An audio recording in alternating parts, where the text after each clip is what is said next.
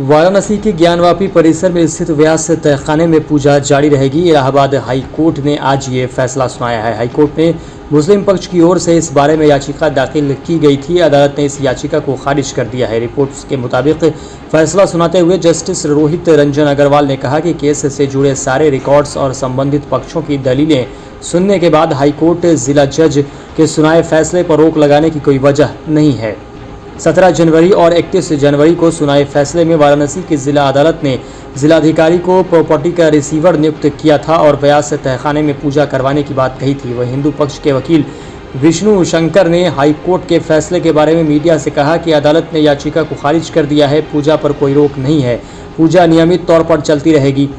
मुस्लिम पक्ष ने 31 जनवरी को वाराणसी की जिला अदालत के सुनाए फैसले को हाई कोर्ट में चुनौती दी थी। इस फैसले को सुनाए जाने की रात को ही वाराणसी प्रशासन ने व्यास तहखाने में पूजा शुरू करवा दी थी। ज्ञानवापी मस्जिद का प्रबंधन संभालने वाली अंजुमन इंतजामिया मसाजिद कमेटी ने इस मामले में पहले सुप्रीम कोर्ट का रुख किया था। तब सुप्रीम कोर्ट ने मुस्लिम पक्ष से पहले इलाहाबाद हाई कोर्ट जाने के लिए कहा था। वहीं मुस्लिम पक्ष की मांग थी कि जिला अदालत के पूजा करवाने वाले फैसले पर रोक लगाई जाए। आपको बता दें कि साल 1993 तक पंडित सोमनाथ व्यास ज्ञानवापी के दक्षिण में स्थित तहखाने में पूजा किया करते थे। हिंदू पक्ष इसे अपनी याचिकाओं में व्यास जी का तहखाना भी कहता है। 31 जनवरी को जब वाराणसी के जिला अदालत के फैसले के बाद यहां पूजा शुरू करवाई गई थी। प्रशासन के मुताबिक कोर्ट के आदेश के अनुसार सिर्फ उन्हीं मूर्तियों की पूजा होनी थी जो इस तहखाने से मिली थी। इस साल जनवरी में वाराणसी की ज्ञानवापी मस्जिद परिसर में सर्वे कराने वाले भारतीय पुरातत्व सर्वेक्षण यानी ASI ने कहा था कि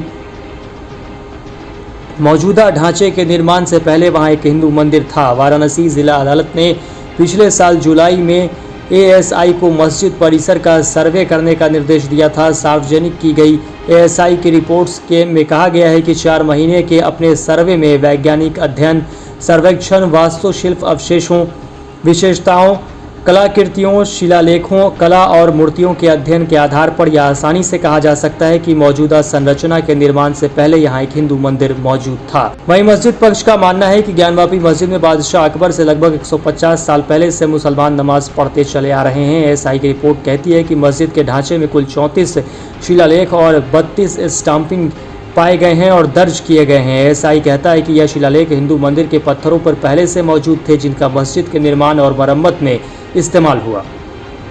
लेकिन मस्जिद पक्ष का मानना है कि ज्ञानवापी मस्जिद में बादशाह अकबर से लगभग 150 साल पहले से मुसलमान नमाज पढ़ते चले आ रहे हैं। अंजुमन इंतजामिया मस्जिद के जॉइंट सेक्रेटरी SM यासीन ने कहा था, आगे अल्लाह की मर्जी, हमारी जिम्मेदारी मस्जिद को आबाद रखने की है। मायूसी हराम है, सब्र से काम लेना होगा। हमारी अपील है कि बहस से बचा जाए। ASI ने अपनी रिपोर्ट में कहा है कि उसके रिकॉर्ड्स में यह बात दर्ज की गई है कि पत्थर पर एक शिलालेख था जिसमें यह लिखा था कि मस्जिद का निर्माण मुगल बादशाह औरंगजेब के शासनकाल में 1676 से 77 में किया गया था।